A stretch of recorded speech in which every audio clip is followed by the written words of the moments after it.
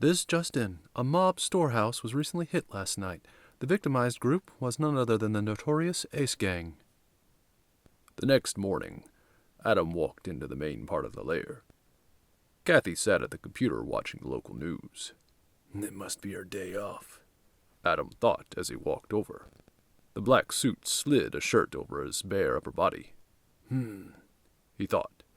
Nah, I've worked hard for this body, and Kathy likes it. I know she does. She's a girl after all, and this is my cave, and I am the only reason she's here. The shirt quickly pulled back to nothing but shorts. Adam grabbed some mix of supplement and fruit in liquid form, and sat down on a nearby couch, casually watching Kathy stare at the screen with utter scrutiny. What was it she was watching? Who cares? Oh wait, it was about him. It was about time they reported something more about him. They do so little. What's on the news, Kat? A new nickname. He pretended not to watch her reaction to the name. She was so idiotically uptight about her silly name. Geez, some people. Immature, emotional kids. He looked to his hand that was on the opposite side of him from Kathy, and willed the suit to move part of itself to it, and to shift about with odd tendrils to amuse himself. Kathy might see, but who cares?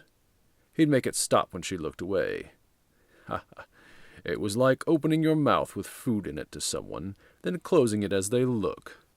Hey, you gonna watch those idiots people please all day when the real hero's over here?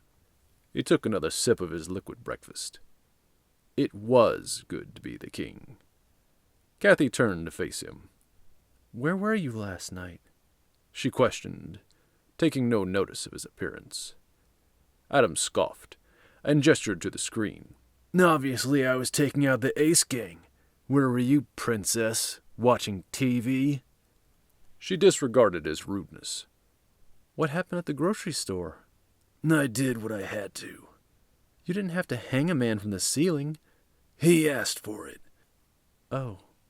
Kathy kept her voice calm, but it was lined with the cold steelness that she got when interrogating criminals. I suppose people generally request to have multiple bones broken and their life nearly scared out of them. Her anger amused him.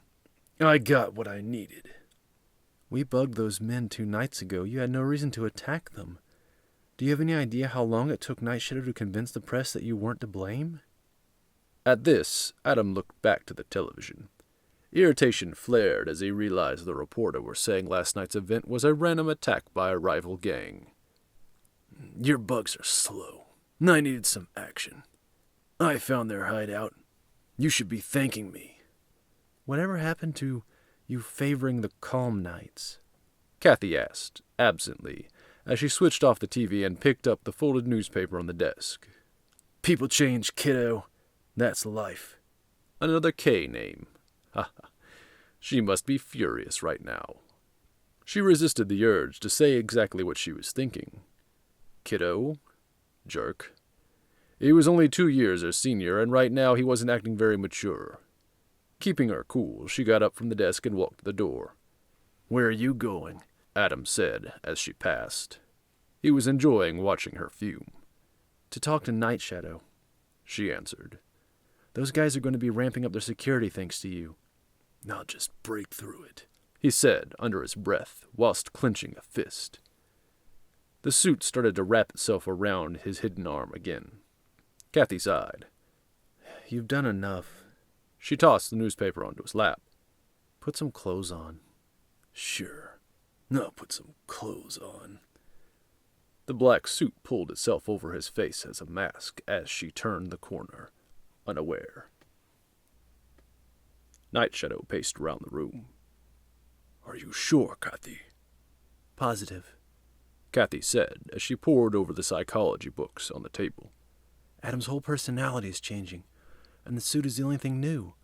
It must be affecting his mind somehow. Night Shadow rubbed his chin in thought. I left it up to Adam to configure the colors and style of his suit, as long as it was functional. No, I don't think it's the same. What do you mean? Look at this. Kathy pulled up the various footage on the screens. Night Shadow watched, uncertain of what he should be looking for. Kathy looked back at him after a moment, to make sure she wasn't just going crazy. But then, Night Shadow's eyes widened with a great deal of surprise. You saw it?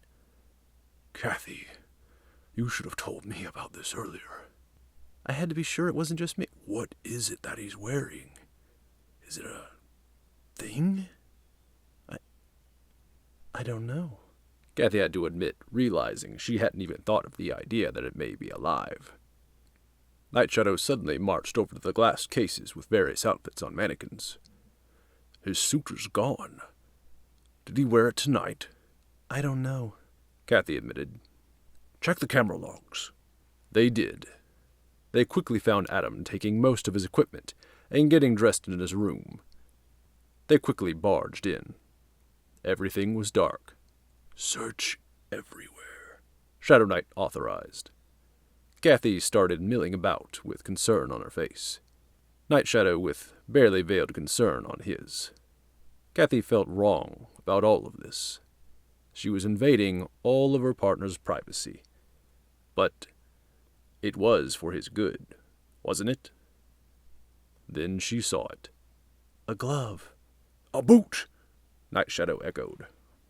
After a moment, they had located every separate piece of his suit, all stashed away in separate spots. But why was it all hidden separately? Kathy asked, confused.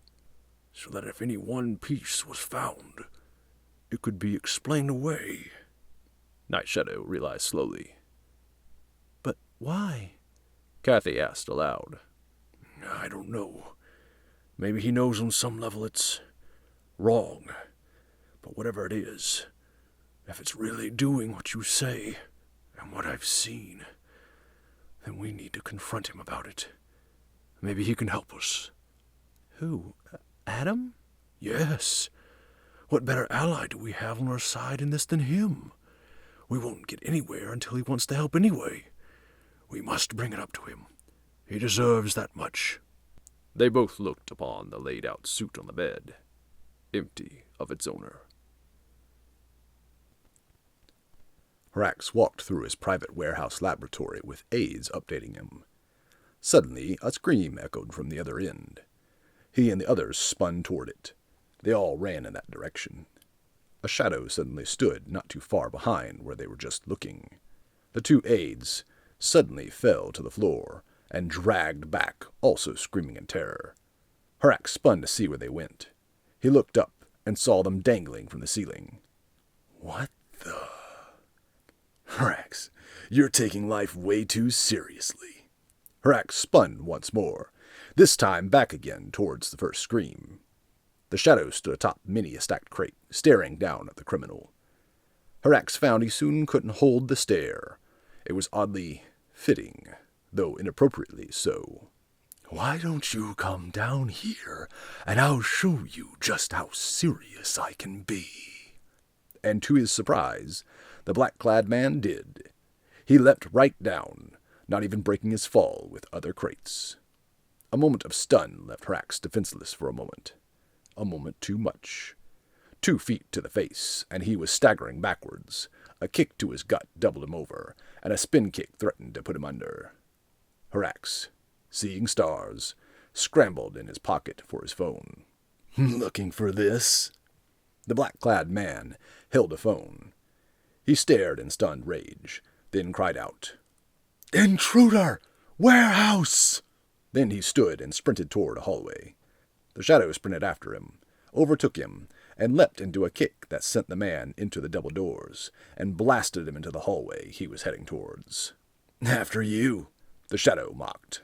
Hrax stood once more and turned. What's the matter, Hrax? Don't you want to play? After all, this is one of your toys. The suit. Give the old man a prize. He's not as stupid as the politicians usually are. 2 thugs busted into the hallway. You were saying? Hrax attempted to counter. but the shadow merely back-handsprung into a double backfist, taking them both out instantly. Harax's eyes went wide. I love it when the good guy wins. You aren't going to win. And he spun and ran once more. Here we go again. Harax sprinted into the piles of crates in between the lab equipment. He looked from side to side until he found the one he wanted. Throwing it to the ground, he kicked the straw aside and pulled up a machine gun. Why did you steal the suit? What are you planning to do? He screamed into the empty warehouse. Whatever I want. Harax loaded the weapon with ammo it came with and fired it in the direction of the last answer. I'm not playing the big villain like you are. And at that, the lights went out in the entire warehouse. A crate dropped and smashed over Harax. He, fuzzy-headed, eventually rose from his pieces. Looks like round 3 belongs to me. Better luck next time, doofus, and thanks again for the suit.